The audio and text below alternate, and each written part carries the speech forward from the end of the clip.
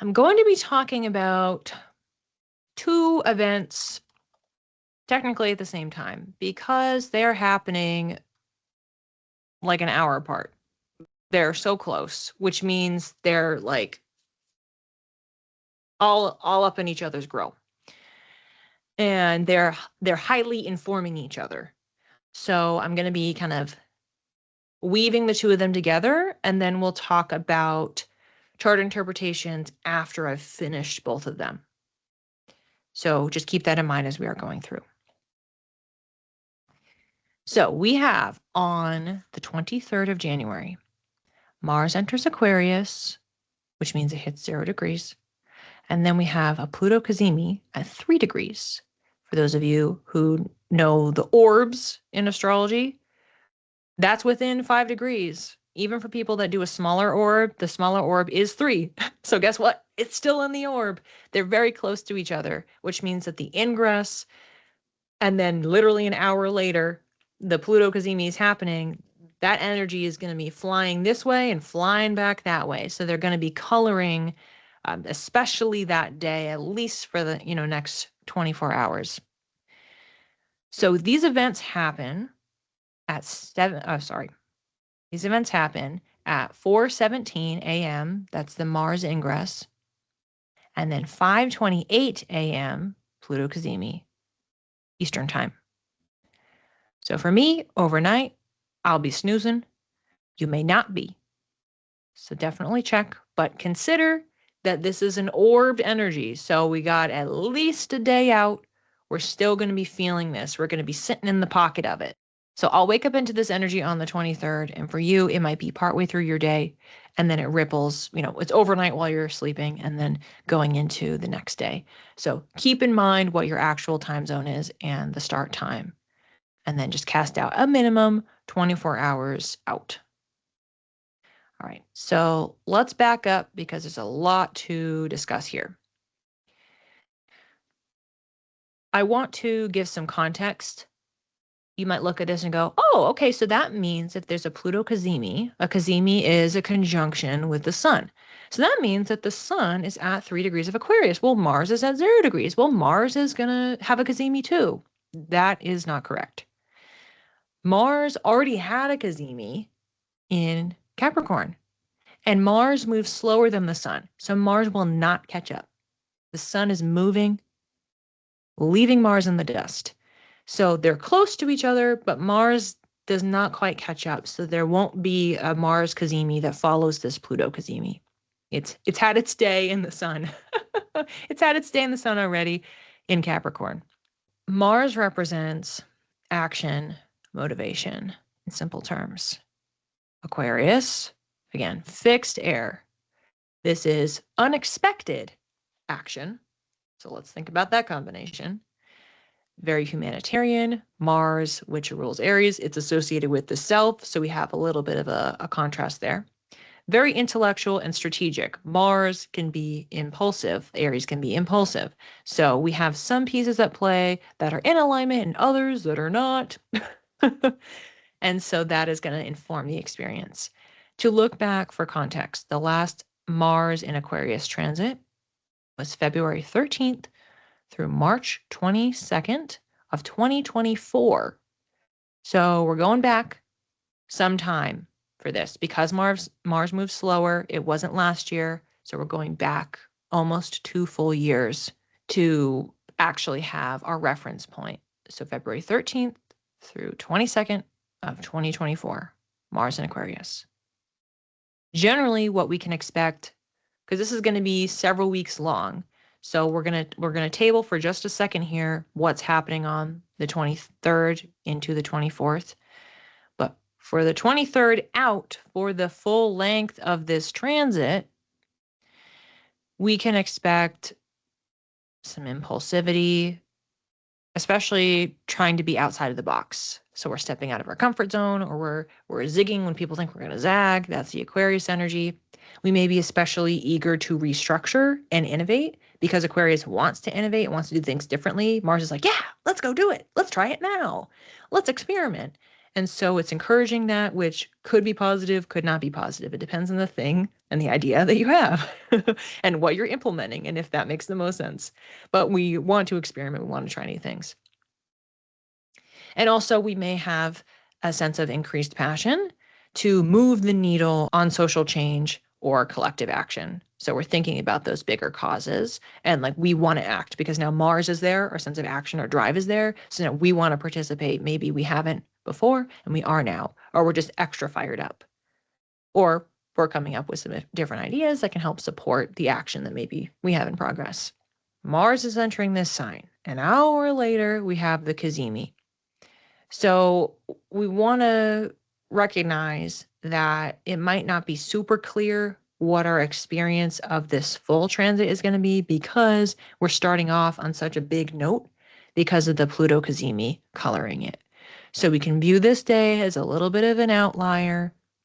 And then once we clear that energy and Mars moves past Pluto, which I recorded a class on last week, when Mars moves past Pluto, when Mars gets out of that orb, it'll feel more like just the regular transit of what I just described for Mars moving through Aquarius. But for this first chunk of time, especially the first day, and then for some days after that, we're going to be in Pluto orb energy, Pluto conjunction energy, Pluto orb energy. Once we clear that, it'll just be regular old Mars in Aquarius.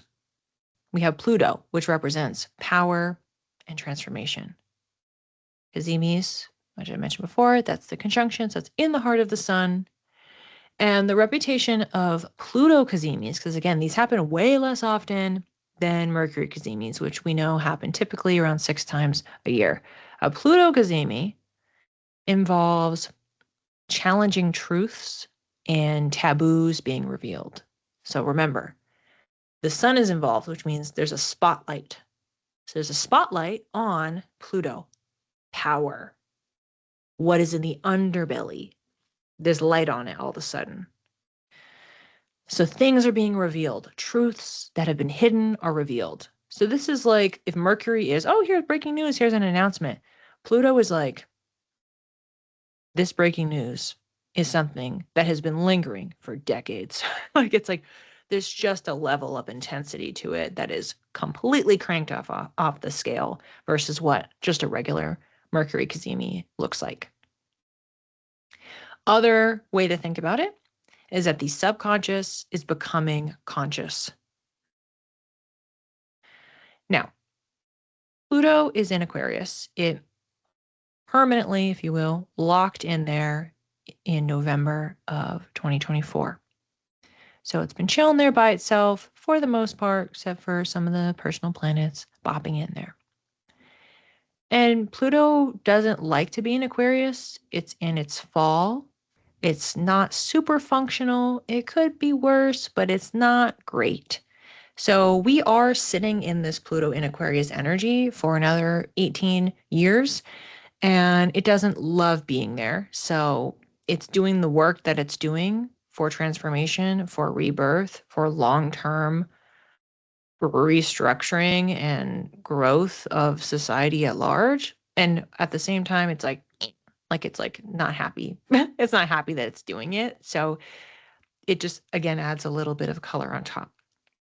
So that means that when we have a Cazimi day, this is going to feel especially impactful because whenever we have a Cazimi, it's like a bright spot. And so a bright spot for a planet that isn't particularly happy is going to feel like really supportive. So another reason why this is a day to circle, even if we didn't have the Mars ingress happening, which is still notable and definitely notable they're happening together, a Pluto Cazimi day is like they don't happen as nearly as often. And it's also working through a sign that is under major reconstruction, that it's unhappy on the job while it is doing that construction work. So these Cazimi days, we definitely want to circle, star, pay attention to. Get ready for energetically. The last time that we had a Pluto Cazimi was also in Aquarius. So kind of double whammy there. We have a clean reference point, and that was January 21st, 2025. So almost exactly a year ago. So you can look back at that date. That's the most recent checkpoint. So our expectations at large for this day, approximately 24-hour period, is breaking the mold, revelations of that underbelly of society, and potentially some foundational shifts in the collective. So there may just be a lot of things happening, changes that are occurring, things that are being revealed, really like, whoa, okay, what does this mean now? What are we doing now? How can we start over? How can we fundamentally shift so much?